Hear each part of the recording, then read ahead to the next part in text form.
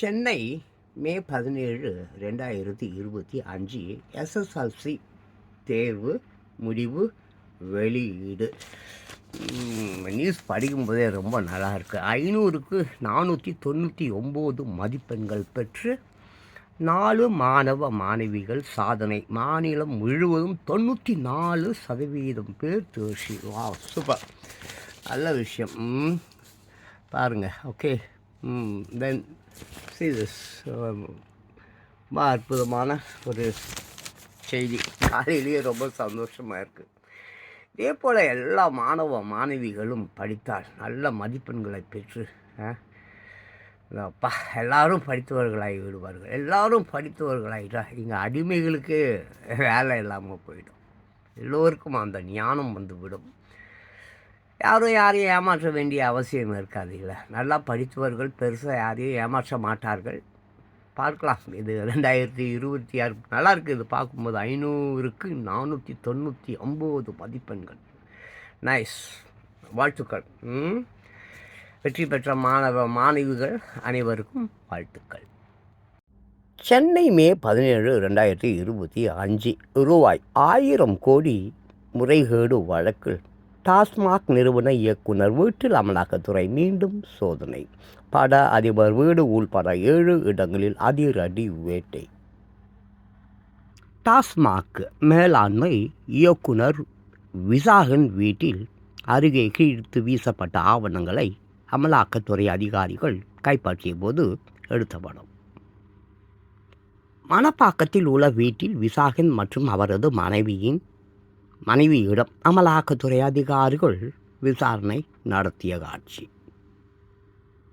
ஆகாஷ் பாஸ்கரன் முன்னணி நடிகர்களின் படங்களை கைவசம் வைத்திருக்கும் ஆகாஷ் பாஸ்கரன்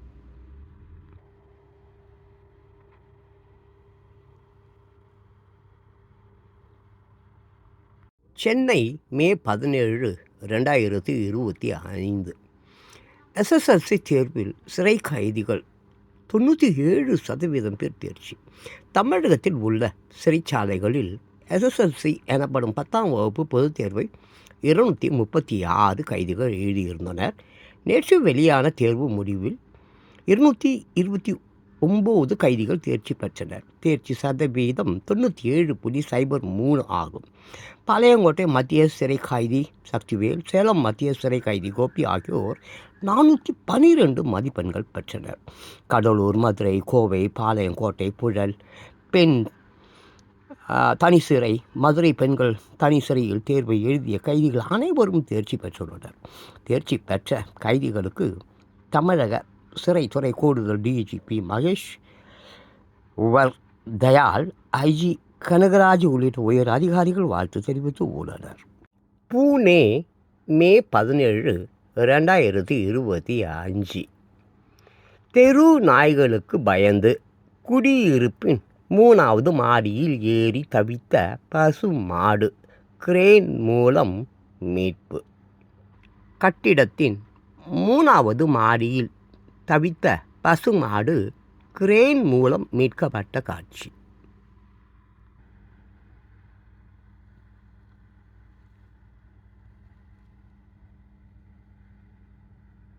கிரேன் மூலம் மீட்கப்பட்ட பசு கீழே இறக்கி விடப்பட்டதை படத்தில் காணலாம்.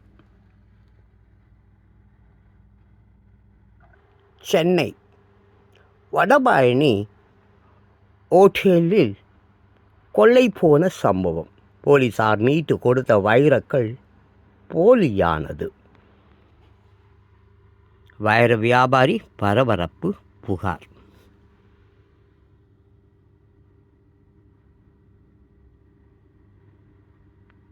உத்தரகாண்ட் மே 17, 2025 போலி சான்றிதழ் கொடுத்த பள்ளி ஆசிரியருக்கு 5 ஆண்டு சிறை.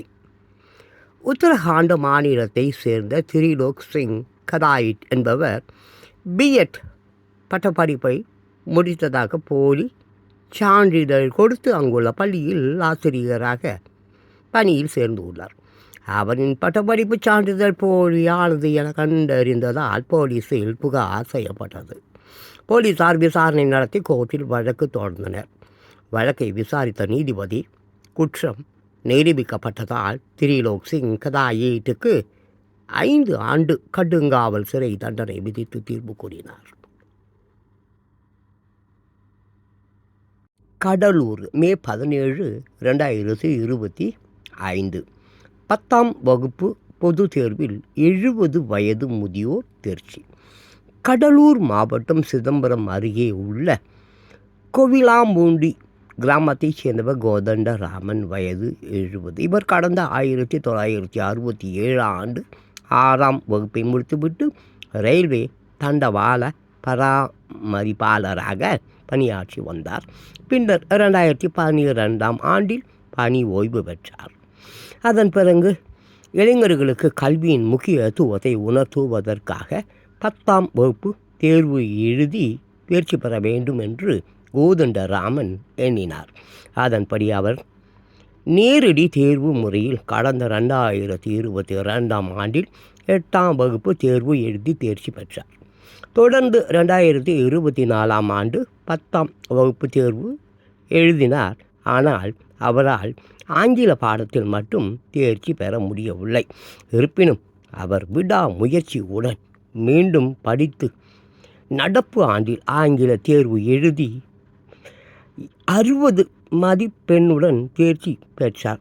70 வயதிலும் விடாமுயற்சியுடன் படித்து 10ஆம் வகுப்பு தேர்ச்சி பெற்ற கோதண்டராமனுக்கு பலரும் வாழ்த்து தெரிவித்து வருகின்றனர்.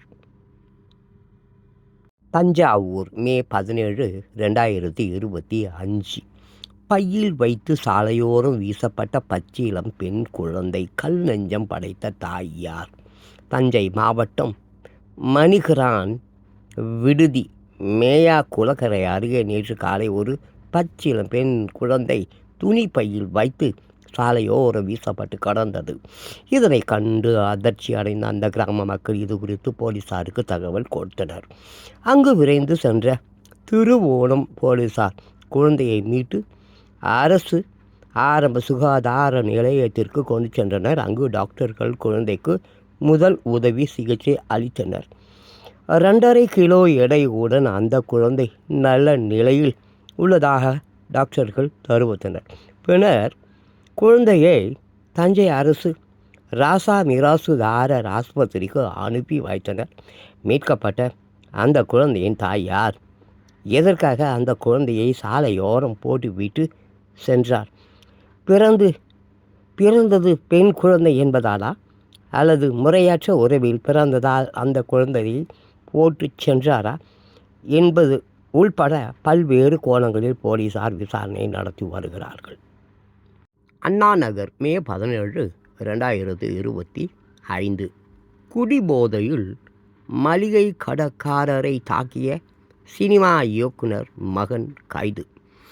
சென்னை அனகாபுத்தூரை சேர்ந்தவர் சண்முகம், வயது 32. இவர் அதே பகுதியில் மளிகை கடை நடத்தி வருகிறார். நேற்று முன்தினம் இரவு சண்முகம் அவரது மனைவி மற்றும் பிள்ளைகளுடன் சொந்த ஆட்டோவில் அண்ணா நகர் 2வது அவென்யூ வழியாக சென்று கொண்டிருந்தார்.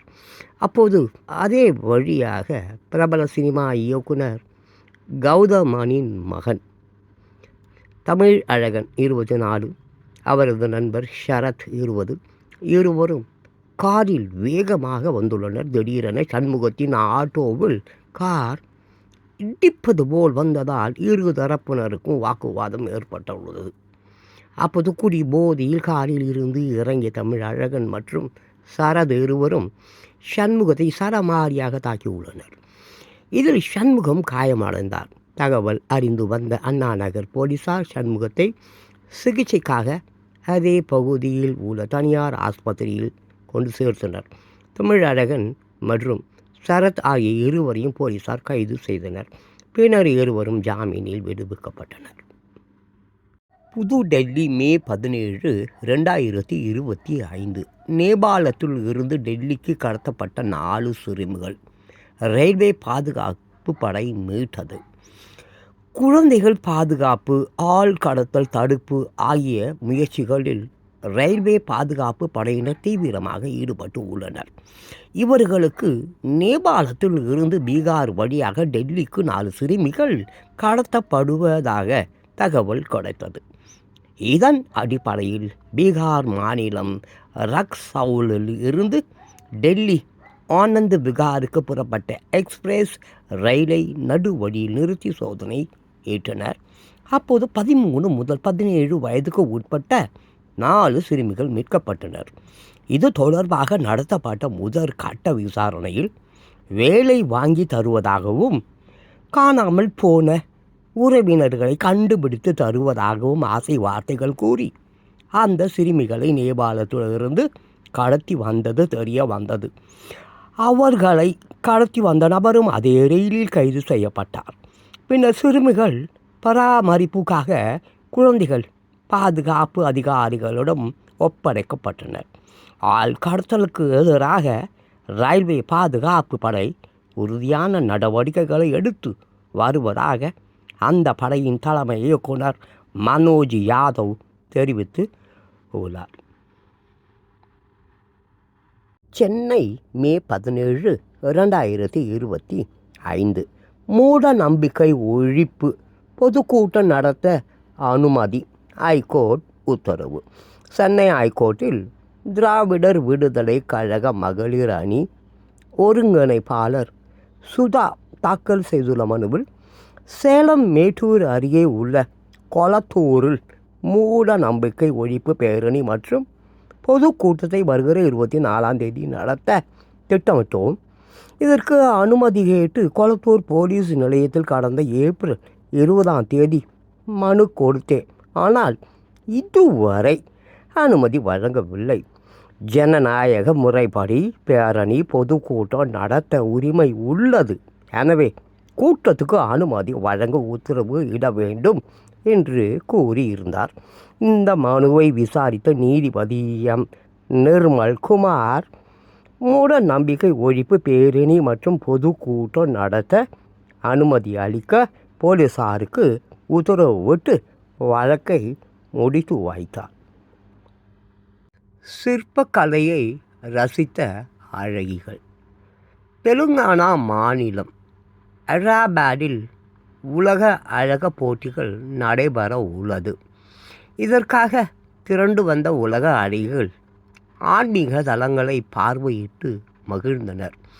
நேற்று ஆன்மீக நகரமான யாதகிரி குட்கா கோவிலில் பாரம்பரிய உடைகளை அணிந்து சிற்பக்கலையை ரசித்த வெளிநாட்டு அழகிகளை படத்தில் காணலாம். பெங்களூர் தமிழ் பட நடிகை காரில் ரூபாய் 23.25 லட்சம் வைர மோதிரங்கள் கை கடிகாரம் திருட்டு. ருக்மானி.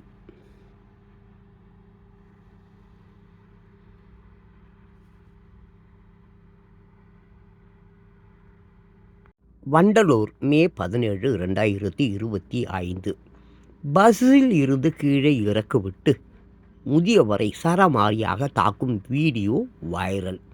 டிரைவர் கண்டக்டர் பணி இடை நீக்கம்.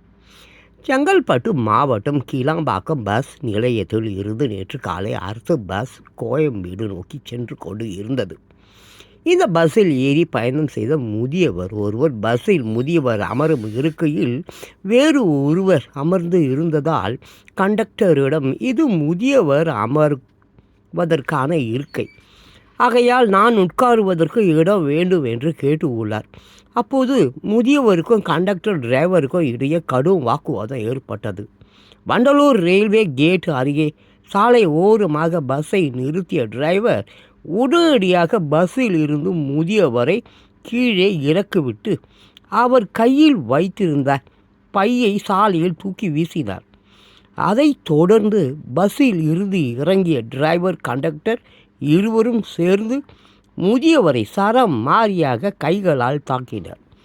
இதனை பஸ்ஸில் பயணம் செய்த ஒருவர் தனது செல்போனில் வீடியோ பதிவு செய்து அதனை சமூக வலைதளங்களில் பதிவிட்டார். இந்த வீடியோ காட்சி சமூக வலைதளங்களில் வைரலானது. இதைத் தொடர்ந்து மாநகர போக்குவரத்து கழகம் சம்பந்தப்பட்ட கண்டக்டர் நாசர் பிச்சை, டிரைவர் அழகன் ஆகிய இருவரையும் பணியிடை நீக்கம் செய்து உத்தரவு இட்டது.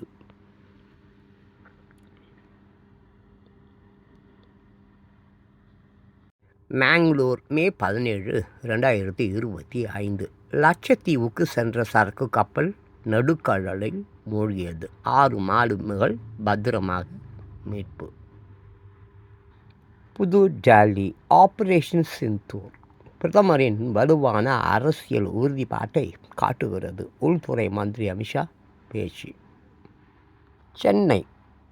சென்னை மண்டலத்தில் கடந்த 3 மாதத்தில் 77,000 மின்னணு பாஸ்போர்ட் விநியோகம். அதிகாரிகள் தகவல். பெரம்பூர் மெத்தபெட்டமைன் விற்ற கல்லூரி மாணவர் கைது. இஸ்லாமாபாத் இந்தியா அமைதியை கடைபிடிக்காவிட்டால் பதிலடி கொடுப்போம், பாகிஸ்தான் மிரட்டல். இஸ்தான்புல் போருக்கு பின் முதல் முறை நேரடி பேச்சுவார்த்தை. ரஷ்யா உக்ரைன் போர் கைதிகள் பரிமாற்றத்துக்கு சம்மதம்.